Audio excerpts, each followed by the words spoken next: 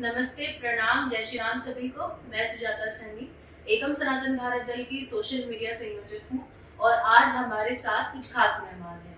हमारा जैसे कि सेगमेंट है, हमने नया एक सेगमेंट शुरू किया है जिसमें हम अपने प्रत्याशियों का, अपने समर्थकों और सभी सनातनी भाई बंधुओं से परिचय कराते हैं। तो हमारे साथ हैं दिल्ली के हमारे अध्यक्ष राजेश शर्मा जी और साथ में 3 ईस्ट दिल्ली लोकसभा के हमारे प्रत्याशी ज्योति प्रकाश।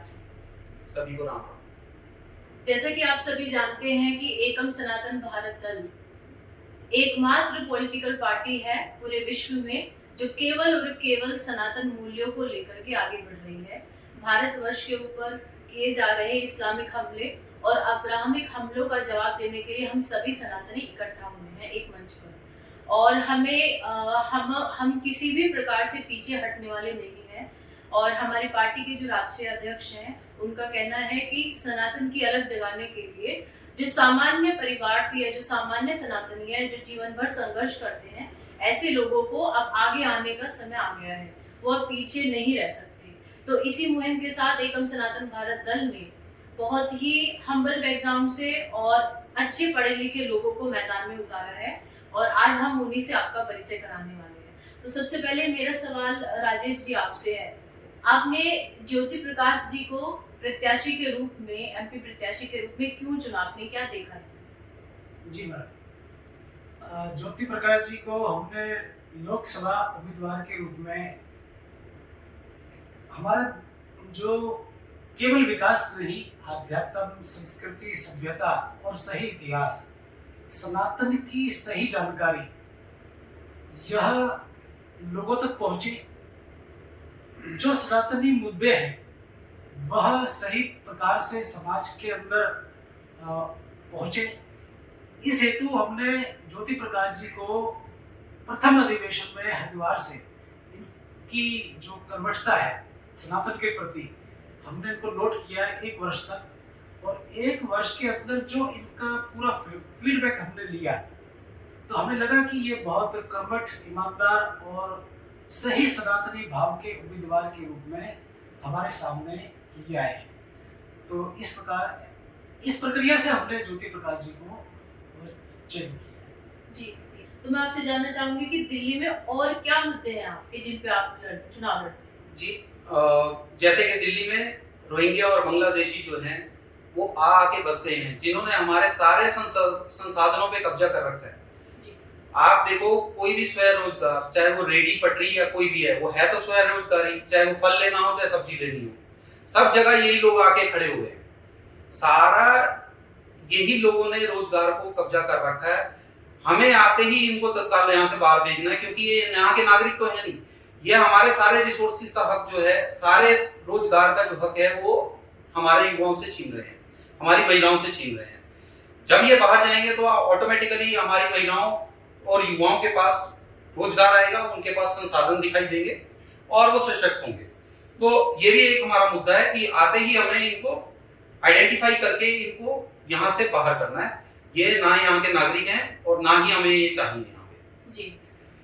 उसके बाद हमने युवाओं और गृहिणियों के लिए जो उनके स्तर पर रोजगार है उनको पैदा करना है। युवाओं गृहिणियों के लिए इतने सारे हमारे रोजगार थे जो पहले से चलते आ रहे थे, जैसे कि लघु उद्योग, छोटे छोटे उद्योग थे जो घर में किए जाते थे, गृह उद्योग थे, वो सारे के सारे उद्योगों को बंद कर दिया गया। सब जगह यही बाहर के जो लोग आके बस गए हैं, चाहे वो सिलाई कढ़ाई हो या कुछ हो, सब यही लोग कर रहे हैं। जब सारे काम यही कर लेंगे तो हमारे लोगों को रोजगार कहां से मिलेगा? ये सारे हमारे संसाधनों के ऊपर चढ़ के बैठ गए हैं। हमें इनको, दिल्ली को यहाँ से इनसे मुक्त कराना है, इनको यहाँ से भगाना है वापसी, और तभी हमारे युवाओं को, हमारी महिलाओं को, हमारे घर को रोजगार मिल पाएगा, हमारे घर में पैसा आ पाएगा। हमारे लोग जो हैं इतने ज्यादा परेशान हैं, उनके घर में पैसा नहीं है। सरकार उनको 5 किलो राशन दे के सोचती है कि उन्होंने उनको खरीद लिया। 5 किलो राशन में कोई किसी को नहीं खरीद सकता। ये लोगों का स्वाभिमान है और जब लोगों को अपना स्वरोजगार मिलेगा तो उनका स्वाभिमान जो है 5 किलो राशन के लिए नहीं रुकेगा। उनको उनका रोजगार मिलना चाहिए, उनको उनका हक मिलना चाहिए, उनको उनका संसाधन मिलना चाहिए। हर मोहल्ले में बुजुर्ग जो है उसके लिए हम स्थानीय केंद्र खोलेंगे। हर मोहल्ले में हम बुजुर्ग केंद्र खोलेंगे।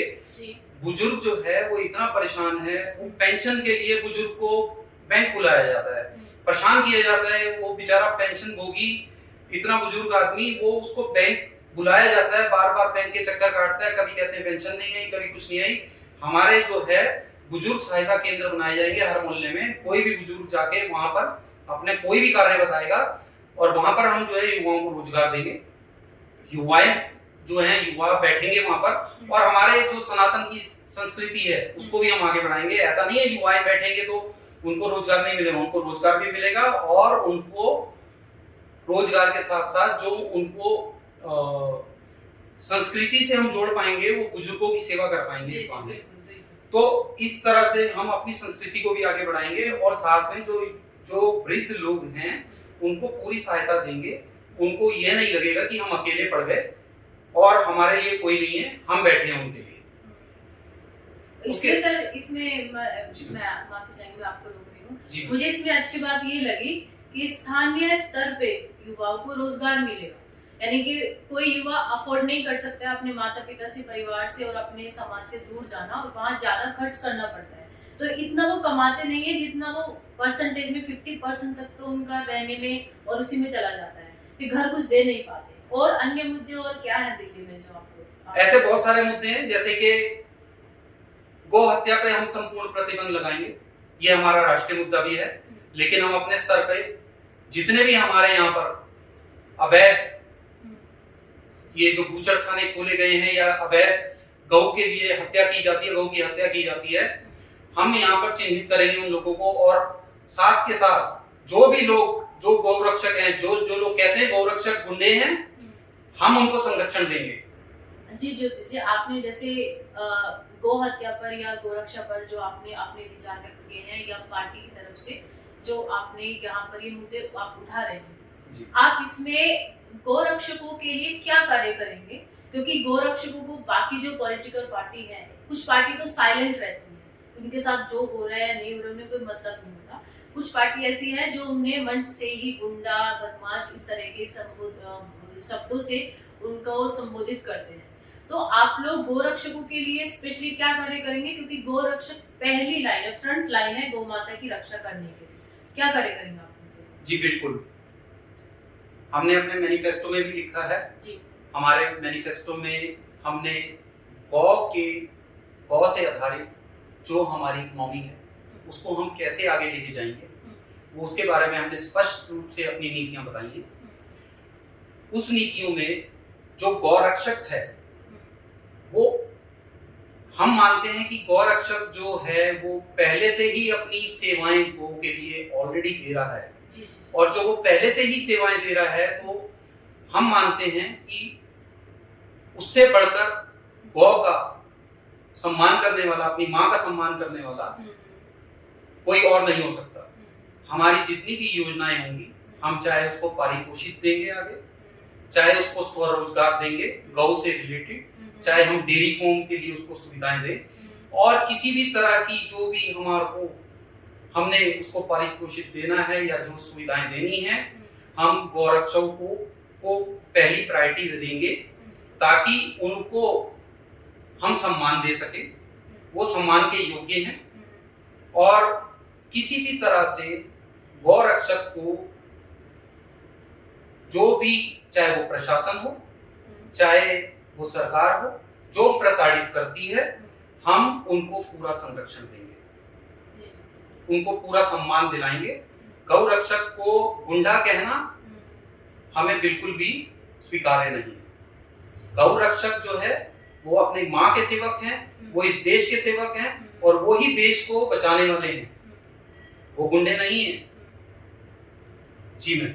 जी सर, दिल्ली में बहुत अधिक मात्रा में धर्मांतरण हो रहा है और वो धर्मांतरण लालच दे करके होता है या फिर लव जिहाद के थ्रू होता है या जमीन जिहाद करके किया जाता है, तो उसके विषय में बताइए आप किस प्रकार से करते? ये जो मैम धर्मांतरण का मुद्दा है ये कोई आज नया नहीं है। जी।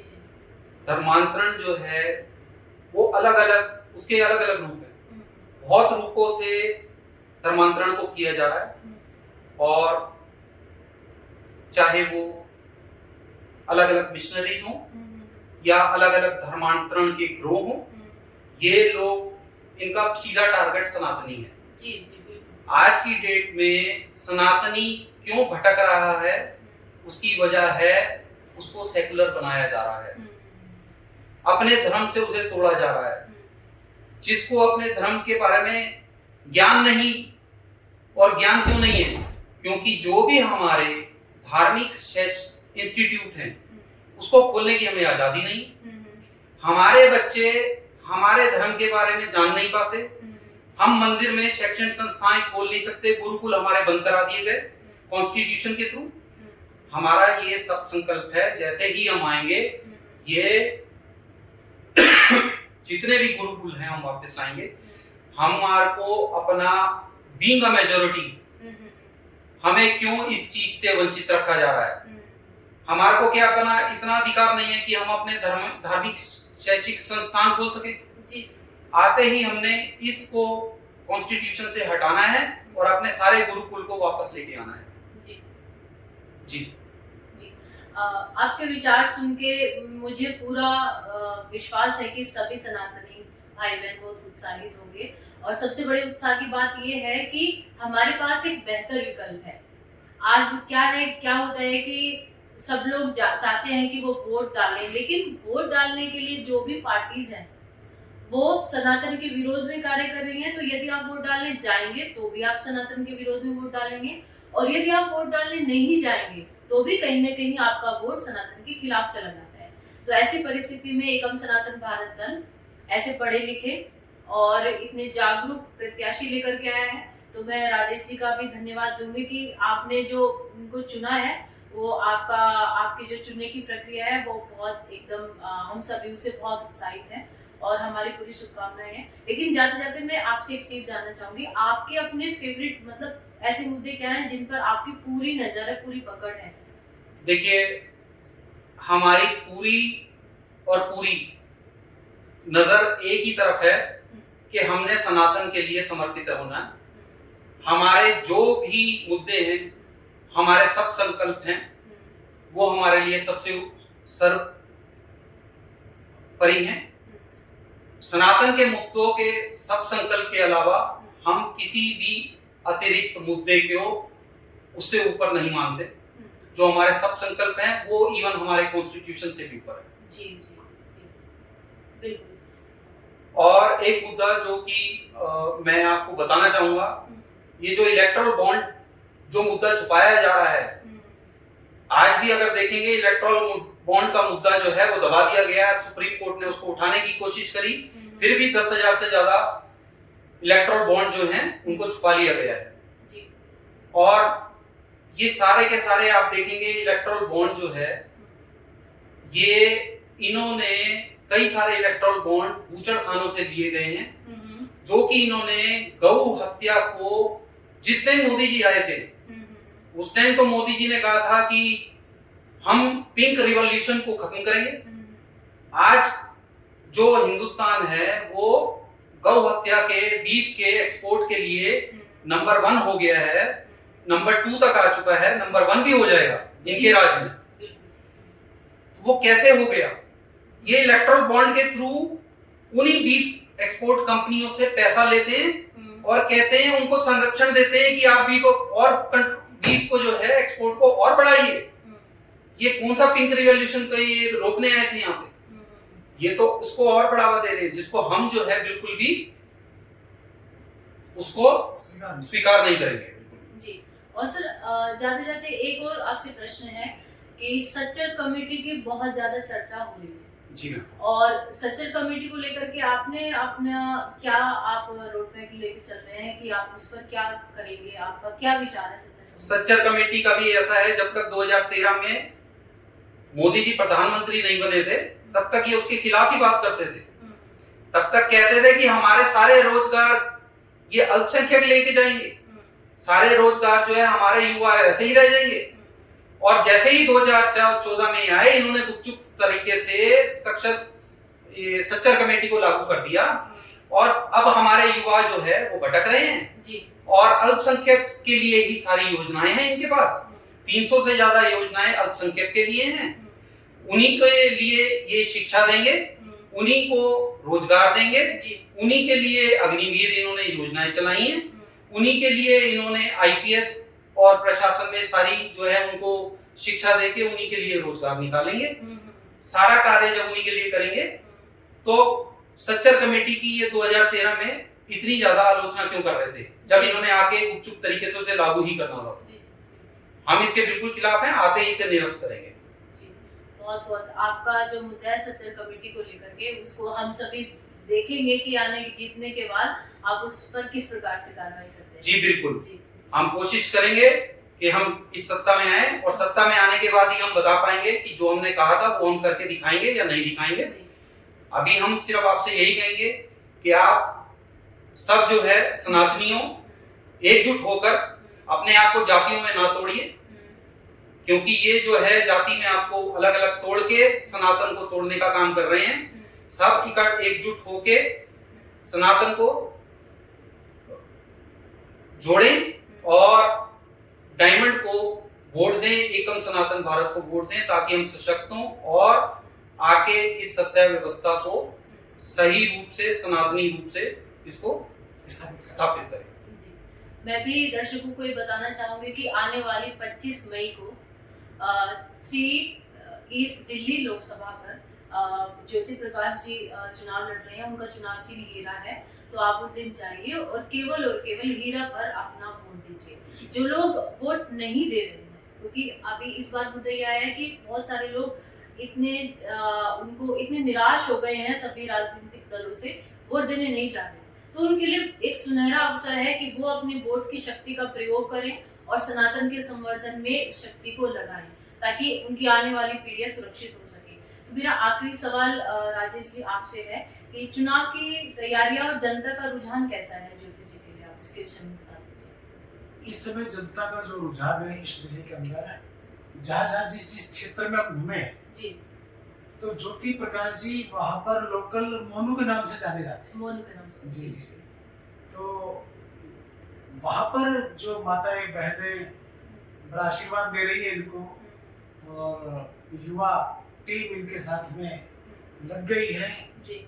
और जो हमारे दिल्ली इकाई जो संगठन है हमारा अपना एकम सनातन भारत दल का, वह भी अपनी ओर से पूर्ण प्रयास कर रहा है जी। और ईस्ट दिल्ली के अंदर बहुत बढ़िया रिस्पॉन्स है। और ज्योति प्रकाश जी जिस प्रकार से अपने विचारों को बहुत दृढ़ता से रख रहे हैं, ठीक यही विचार हमको सनातन के लिए चाहिए। और मैं ज्योति प्रकाश जी को पुनः शुभकामनाएं देता हूँ कि ये अवश्य विजयी होंगे जी। और अपना विचारों का परचम लोकसभा के अंदर फहराएंगे। इन्हीं शुभकामनाओं के साथ मैं अपनी वाणी को विराम देता हूँ। तो आज मैं अपनी तरफ से मैं फिर से ज्योति जी के लिए अपील करना चाहूंगी कि सभी सनातनी भाई बहनों से अनुरोध है कि आपका वोट सनातन का भविष्य है। आप जहां भी वोट डालेंगे वहीं आपके नोट यानी आपकी अर्थव्यवस्था चली जाएगी। यदि आपने सनातन के विरोध में वोट डाल दिया तो उसके बाद न सरकारें सुनती हैं, न पुलिस सुनती है, न प्रशासन सुनता है, न आपके बच्चों को रोजगार मिलता है, न आपकी बेटियां सुरक्षित होती हैं। तो ऐसी सभी पॉलिटिकल पार्टीज को जो आपसे वोट ले लेती हैं लेकिन कार्य वो आपके विधर्मियों के लिए कर रहे हैं, उन सभी को इस समय जवाब देने का समय आ गया है। तो अपने वोट की चोट से उन सभी को जवाब दीजिए और ज्योति प्रकाश जी को 3 ईस्ट दिल्ली से हीरा यानी कि डायमंड के बटन पर आप प्रेस करके उस पर आप वोट दीजिए और भारी मतों से इन्हें विजयी बनाइए। तो आप सभी का हमारे इस कार्यक्रम में जुड़ने के लिए धन्यवाद। आप सभी देख रहे थे एकम सनातन भारत दल। सभी को जय श्री राम। जय श्री राम। जय सनातन। जय सनातन।